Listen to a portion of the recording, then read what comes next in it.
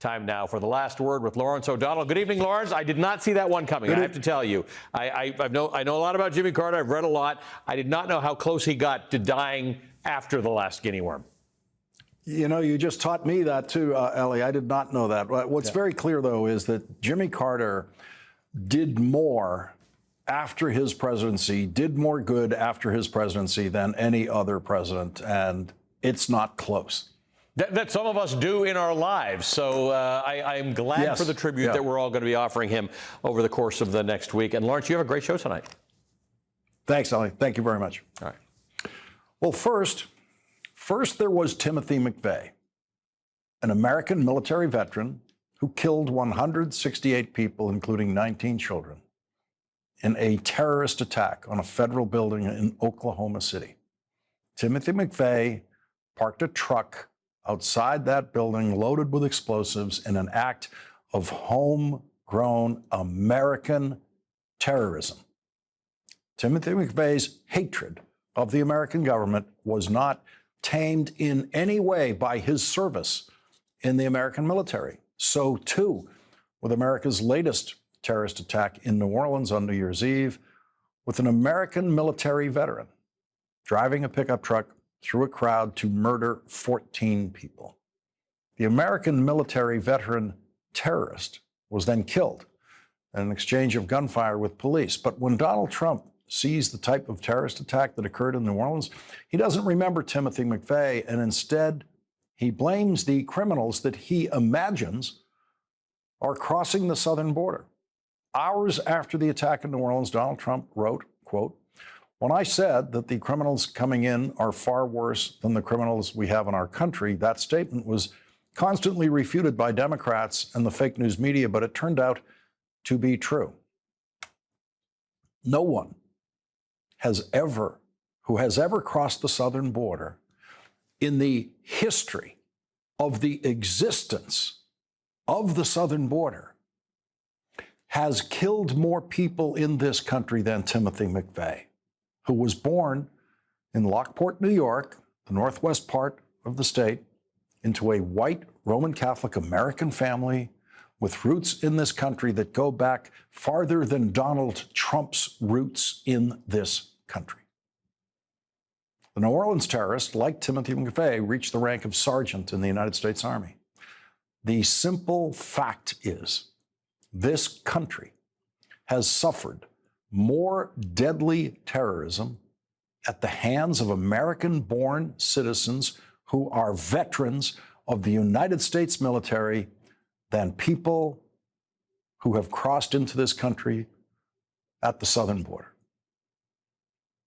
It is very clear from the evidence that if you want to worry about terrorism in this country, the United States Army is a much bigger problem than the southern border. No one who crossed the southern border attacked the Capitol on January 6th, 4 years ago. But several veterans of the United States military violently attacked the Capitol on January 6th in an act of terrorism intended to terrorize Congress into violating the Constitution and not certifying Joe Biden as the elected president of the United States. With the country reeling from the attack in New Orleans, and those of us with family and friends in New Orleans worried about their safety, the big players in Donald Trump's world were not talking about New Orleans. They were talking about visas. Former Trump staff member Steve Bannon got in a public argument on Twitter with the owner of Twitter, Elon Musk, that provoked Musk to call Trump supporters like Bannon, quote, unrepentant racists.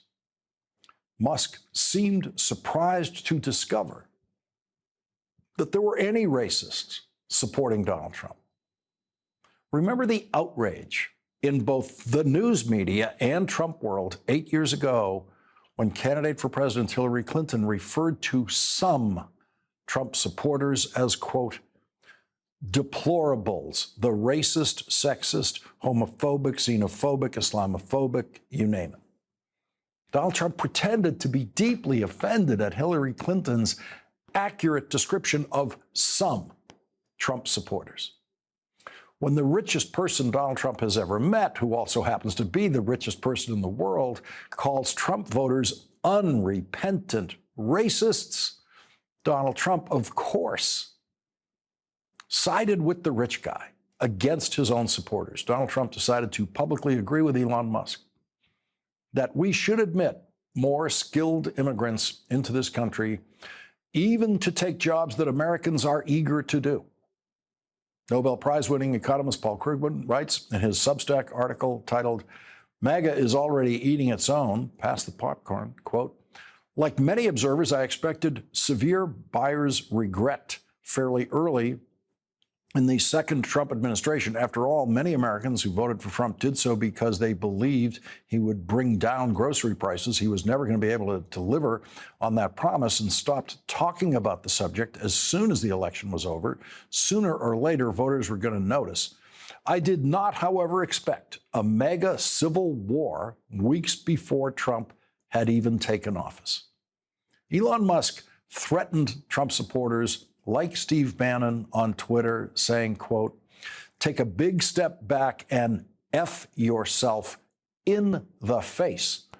I will go to war on this issue, the likes of which you cannot possibly comprehend." Vivek Ramaswamy joined the Musk side of the argument by saying that American workers are just not as good as foreign workers. American workers are mediocre. Ramaswamy said, quote, "American culture has venerated mediocrity over excellence for way too long." Imagine if Hillary Clinton or Joe Biden or Kamala Harris or any Democrat anywhere ever said that American workers are mediocre. American workers are not as good as foreign workers. And that, quote, "American culture has venerated mediocrity." Paul Krugman writes, quote, "So where is Trump coming down on all this? It has always been clear that he shares the tech bros' contempt for ordinary Americans, but is he willing to openly sell out his MAGA base? Why, yes. After Elon Musk told Trump loyalists to F themselves in the face, Trump sided with Musk.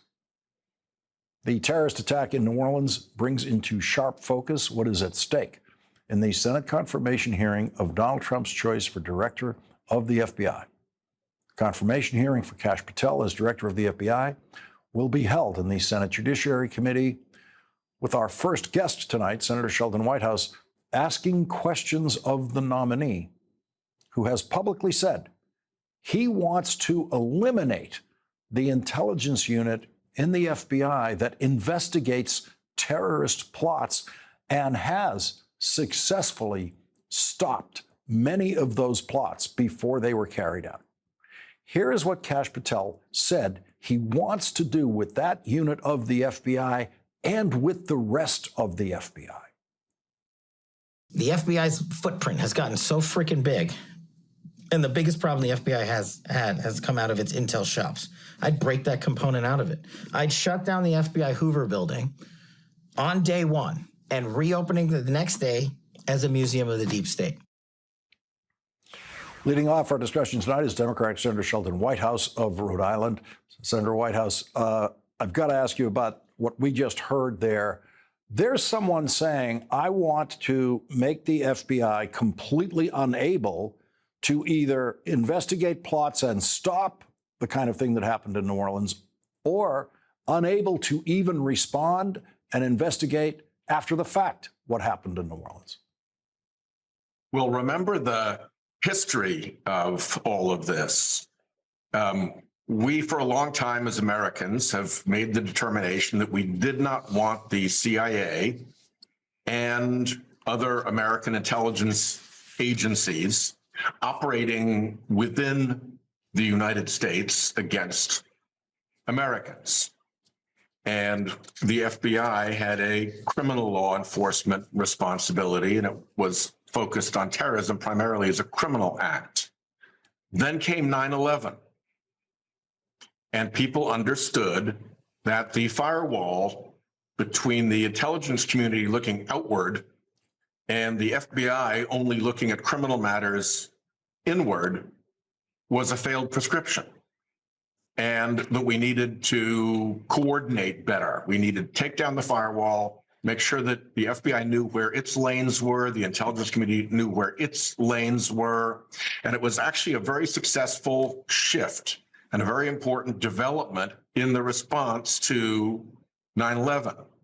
And to be completely unaware of that and to think that the FBI has no proper role, I mean, what does he think? The CIA should come in and start doing the FBI's work in the United States, or we just stop looking at terrorism preventively? We just look at it when a crime takes place and go investigate. It makes absolutely no sense. And if you know the history of the last couple of decades, it makes even less sense. Senate confirmation hearings are places where words are taken literally and seriously. If you wrote something in college, you're going to have to respond to it in a Senate confirmation hearing if it's controversial. Here's someone saying he wants to shut down the FBI headquarters building in Washington, D.C. on day one. That's where thousands of members of the FBI work every day. That's where the most important work of the FBI is done every day. He wants to shut it down on day one. Presumably, in his Senate confirmation hearing, he will try to find a way to say, oh, I didn't mean that literally. You know, sitting on the Judiciary Committee, I see particularly judicial nominees, very often ones who are not white and not male, targeted by my Republican colleagues for things that organizations that they have a relationship with might have said, but they didn't, or things that somebody else said and they might have retweeted, or it's in the Twitter chain. So they're willing to stretch pretty far to try to find something to be irate about with these nominees. With Patel, you don't have to stretch. He puts it right out there. He's going to close the part of the FBI that helps protect us against foreign terrorism. He's going to shut down the Hoover Building, which I'm a great fan of the Hoover Building, but day one, that's a lot of confusion of where do people go to work now. And then, of course, he's got his enemies list of people who he thinks the FBI should go to work on, that he's going to be bringing with him. And he's got his pledge to go after people like you, civilly or criminally, he says, if, in his view, in the government's view, the press isn't telling the truth. So any one of those would be pretty disabling. And the fact that he brings all of this basket of sort of nightmarish views to the job with him, it's going to be a lively hearing, and he's going to have to do a lot of fancy footwork to try to explain his way around all those things. Kash Patel does not have 51 committed Republican Senate votes for confirmation at this stage. His confirmation hearing could contain all sorts of surprises that people aren't anticipating, and could put his nomination in much more difficulty after the hearing than it was before the hearing. Yeah, particularly when we're seeing the results of an FBI background check. You know, who knows what that turns up, what other things he said, what he has to disclose. It's a lengthy and difficult process to clear a Senate committee, and you have to make an awful lot of disclosures. And so I suspect there's going to be more that comes out before it's over. But even if no more comes out, the feast that he has provided us, just from what we know already from his public comments, is going to make those hearings really, really challenging to the Republicans to be willing to hold and produce all of the votes that they need. Senator, you, in effect, created some breaking news today about the Supreme Court in a response that you got from the Judicial Conference. I'd like to squeeze in a commercial break right here and then come back with that, with Senator Whitehouse. We'll be back with Senator Whitehouse right after this break.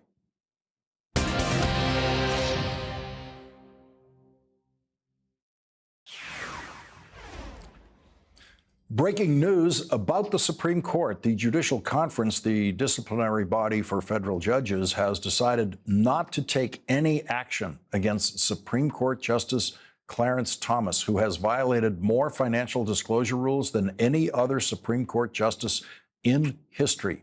The Judicial Conference announced its decision in a letter replying to Senator Sheldon Whitehouse's request that the Judicial Conference, quote, exercise its authority to refer Associate Justice of the Supreme Court Clarence Thomas to the U.S. Attorney General on the ground that he willfully failed to comply with the financial disclosure requirements applicable to federal judges under the Ethics in Government Act of 1978.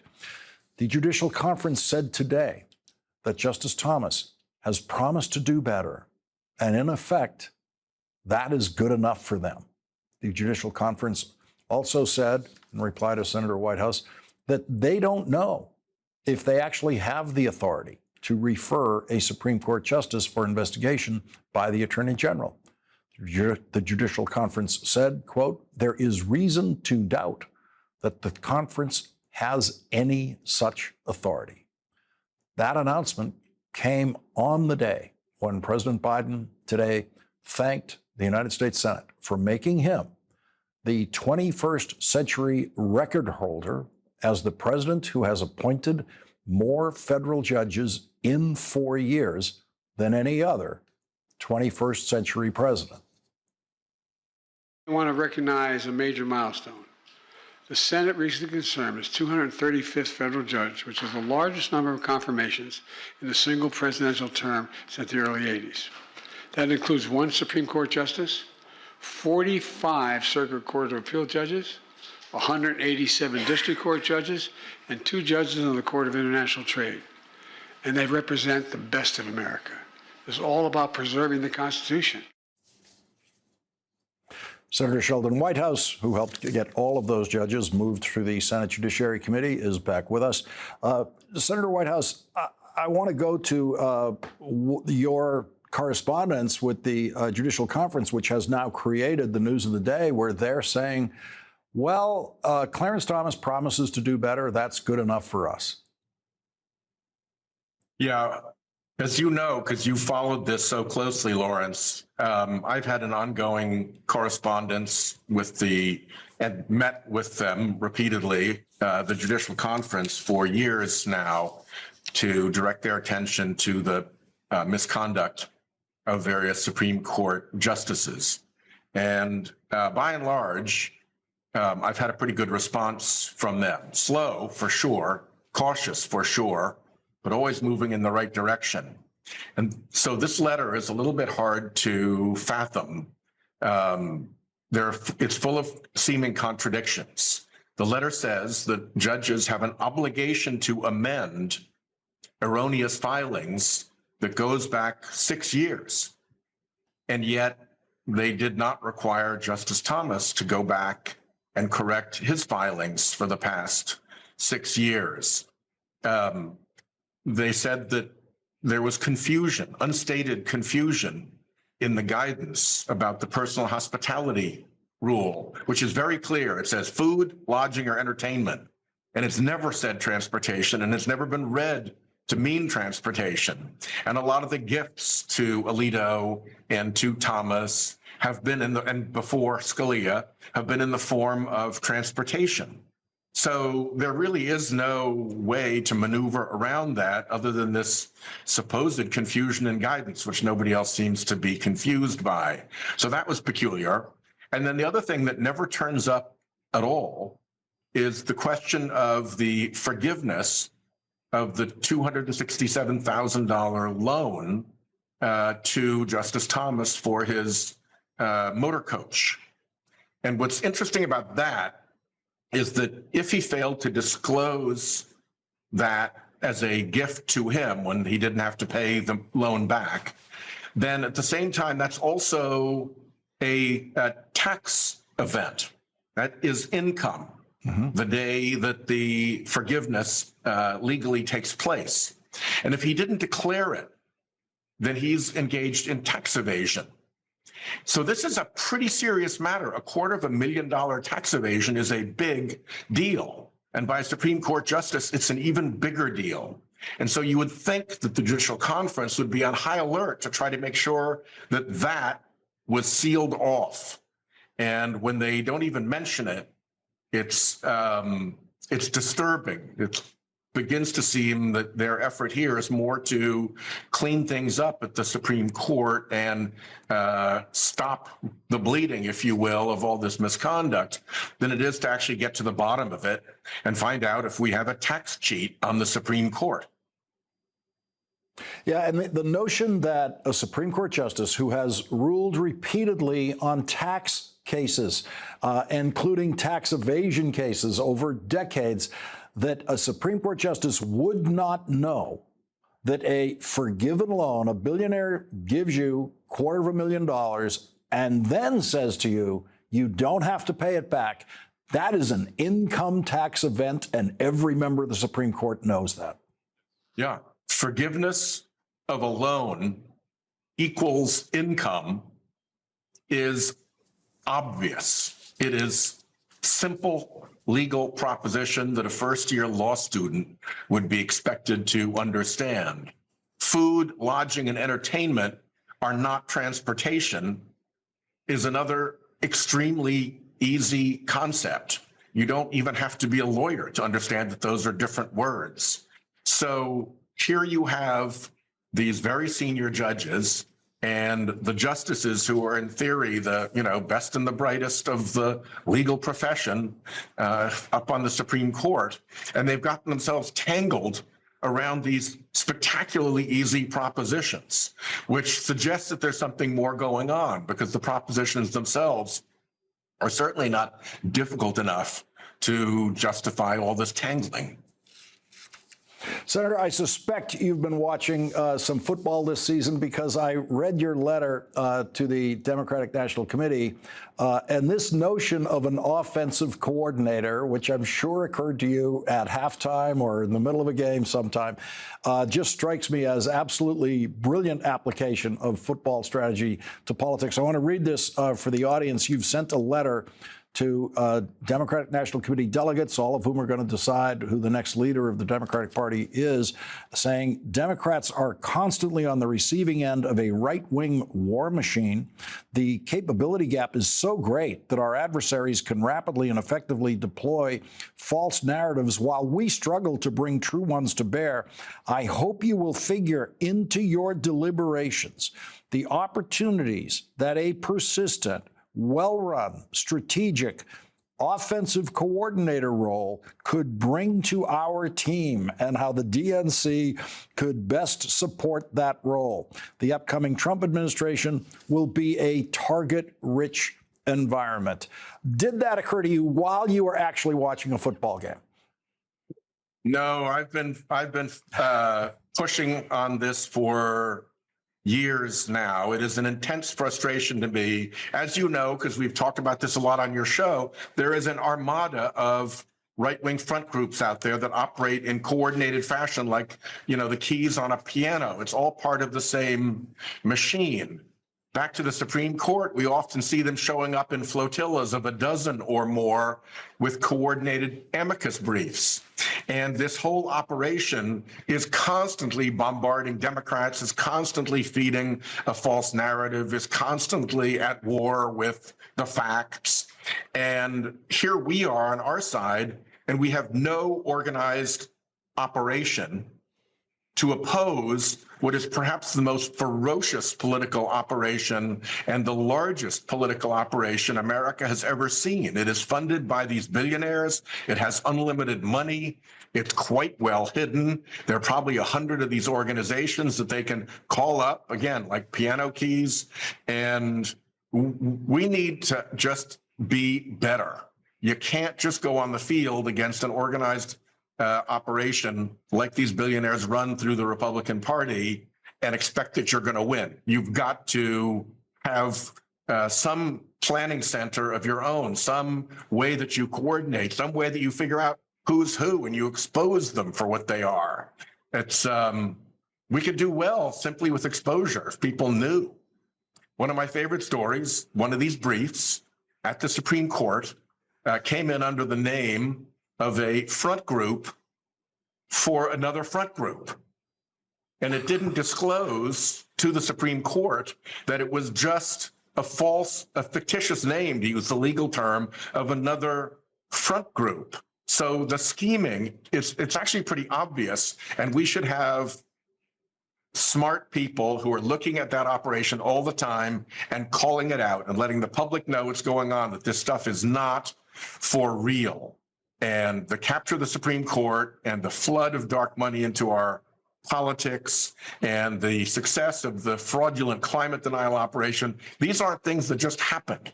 They were done. And the thing that did it, we are almost willfully blind to and helpless against. And that just has to stop. Too much damage is being done to our country.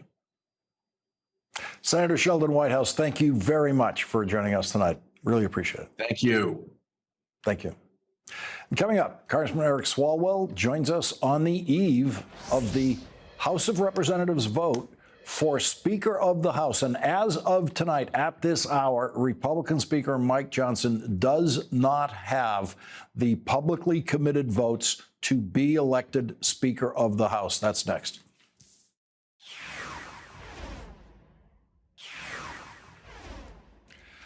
Today, President Biden gave this summary of the investigation of the terrorist attack in New Orleans, which killed 14 people, and a separate explosion in Las Vegas yesterday.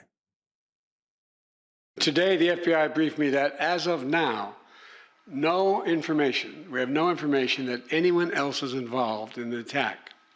They've established that the attacker was the same person who planted the explosives in those ice coolers in 2 nearby locations in the French Quarter just a few hours before he rammed into the crowd with his vehicle. They assess he had a remote detonator in his vehicle to set off those 2 ice chests.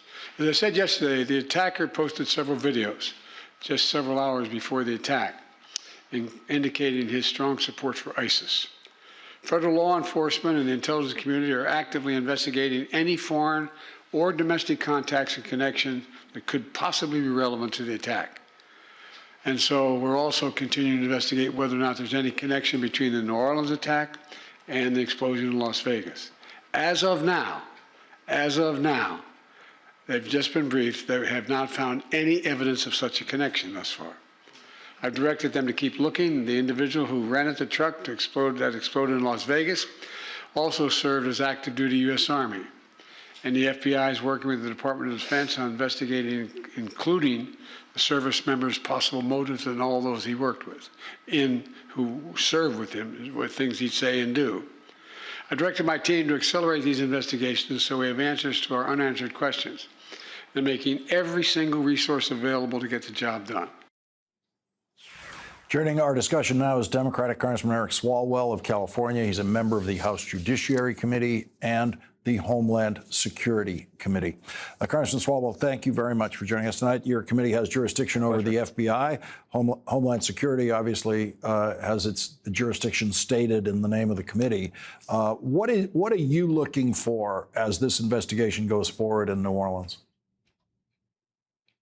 Well, I want to understand, are we safe at future public events? Of course, there's going to be more college football playoff games. New Orleans will host the Super Bowl this year, and there are multiple public gathering events that could be targeted. And as I understand it, there were not many warning signs here.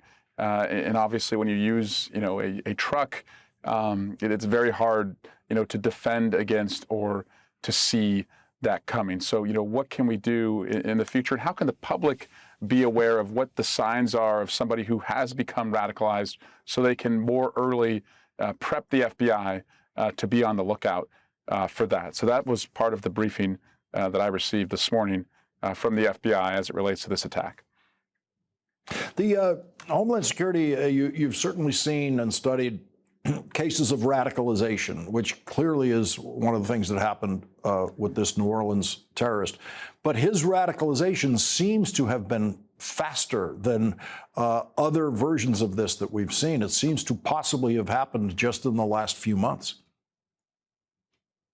Yeah, and that's what's so worrisome, and that nobody around him thought that he was doing anything that was concerning enough to notify law enforcement. And I think that's where we really have to devote our resources in the future. And the FBI has been telling us privately and publicly that the greatest threat to our safety in the United States is from domestic terrorism. And that's contra, to what my Republican colleagues, going all the way up to the president-elect, have been telling the public. And frankly, on the call today, a couple things struck me, as bothersome. One was how thirsty some Republicans were to make this about a border crisis, and so thirsty, for the FBI to say that, this was the result of an unsecure border. And then also, you should know, John Kennedy, the senator from Louisiana, I mean, this awful incident happened in his state, and he acted so clownishly at the press conference yesterday and took it so unseriously. Today, in a private briefing with the FBI, he was sober, he was serious, he asked the questions that you would expect.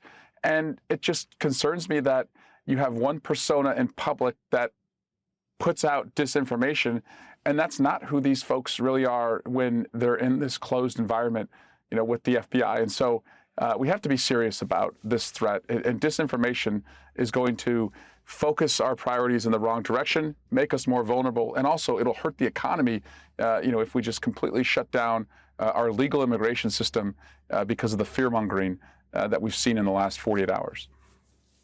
Congressman Swalwell, I have to squeeze in a commercial break here. When we come back, I'd like to ask you about the election tomorrow for Speaker of the House, where, as of tonight, we don't know if a Speaker will be elected tomorrow. We'll be right back with Congressman Eric Swalwell. The House of Representatives will be voting for the next Speaker of the House tomorrow. And as of tonight, as of this hour, Republican Speaker Mike Johnson does not have the publicly committed votes to win the speakership vote. With the smallest margin in the House of Representatives in 100 years, Mike Johnson can afford to lose only one Republican vote and still win the speakership. As of tonight, Mike Johnson has lost the vote of Republican Congressman Thomas Massie. According to the Wall Street Journal, Congressman Thomas Massie plans to vote against handing the gavel back to House Speaker Mike Johnson, a step that threatens Johnson's speakership and has put Massie crosswise with GOP colleagues and President-elect Donald Trump. Massie waves off the political risks. He survived attacks by Trump and his own party before. His wife of 3 decades died last year.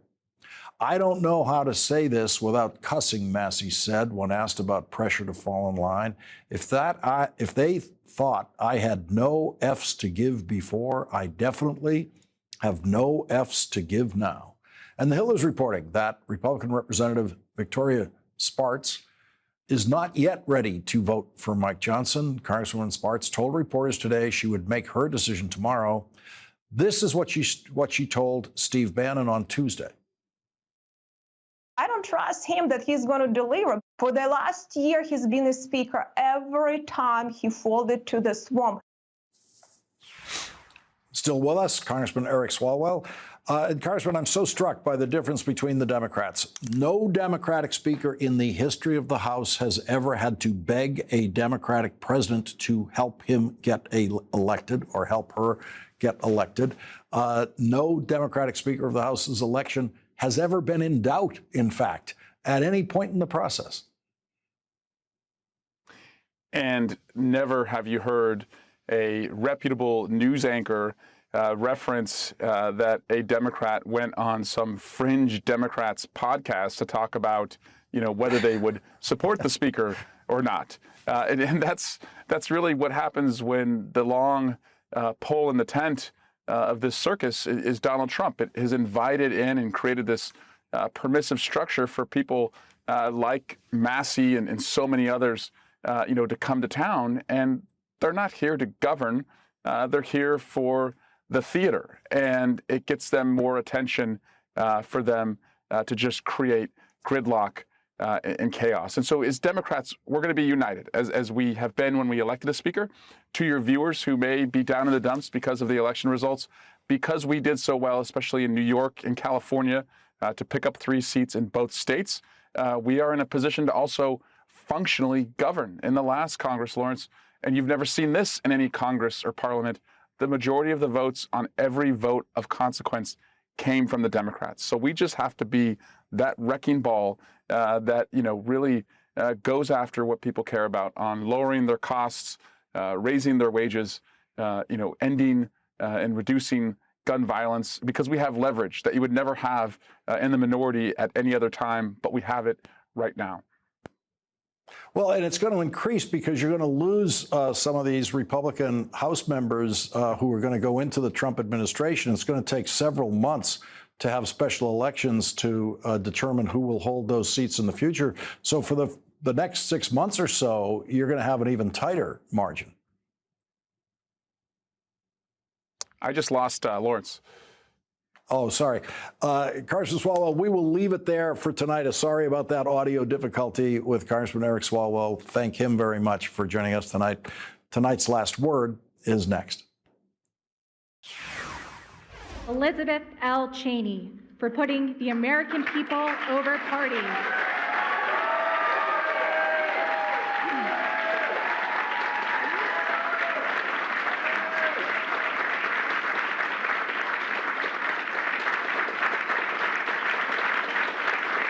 Benny G. Thompson for his lifelong dedication to safeguarding our Constitution.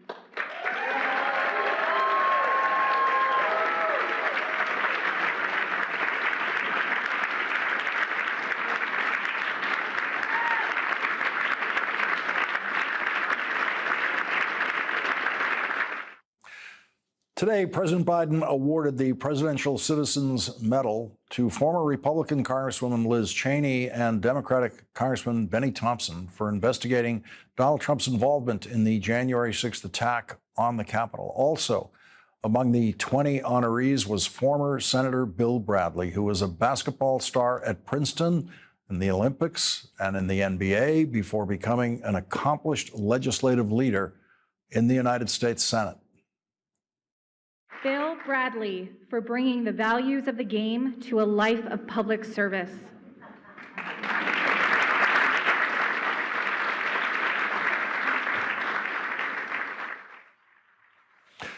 The award citation for Senator Bradley says, raised in small-town Missouri, Bill Bradley showed a dedication to basketball that would define his courage, discipline, and selflessness. A 2-time NBA champion and a Hall of Fame New York Knick. He served 3 terms as a United States Senator from New Jersey and was a candidate for president, advancing tax reform, water rights, civil rights, and more, while still today seeking to deepen our common humanity with humility and heart.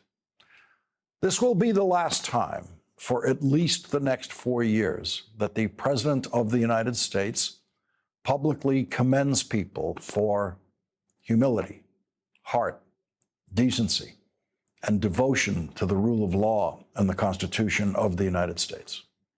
Here is more of what President Biden had to say. And to the higher standard set by women and men we celebrate here today.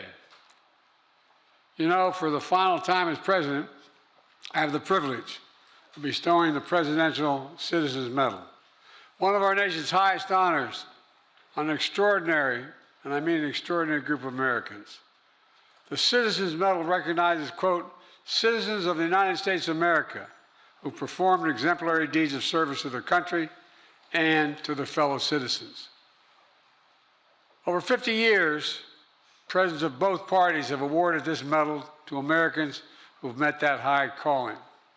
Diplomats and doctors, conservationists, community organizers, philanthropists, faith leaders.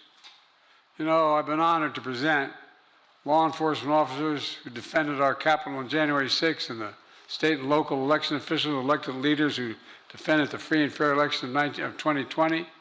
Today, we celebrate a new group of Americans who dedicated their careers to serving our democracy in other essential ways. Some of you I've known and worked for a long time, none longer than Ted Kaufman. Others have admired your character from afar. You're all, and I mean this sincerely, you're all incredible, incredible. You're activists who turned pain into purpose, forced open the doors of equality and justice, attorneys who changed not just the laws, but society, and brought America closer to our highest stated ideals. You are elected officials who served in difficult times with honor, decency, and ensure our democracy delivers. Storytellers who have shown light in darkness, and educators who have kindled new flames of imagination. You are veterans who revolutionized trauma care, won recognition for women, and built new foundations for peace. Together, you embody, and I mean this from the bottom of my heart, the essential truth. We're a great nation. We're a great nation because we're a good people. A good people. I've said it before. Our democracy begins and will be preserved in the habits of our heart and our character and our optimism that tested yet endures, and our courage that digs deep, real deep when we need it as a nation, and our empathy that fuels our common project of our willingness to see each other not as enemies, but as fellow Americans. I think it's pretty damn simple. Our democracy begins and ends with the duties of citizenship. That's our work for the ages.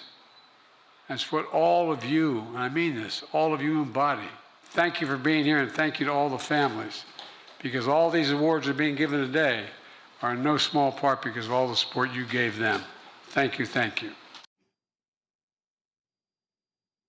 President Biden gets tonight's last word.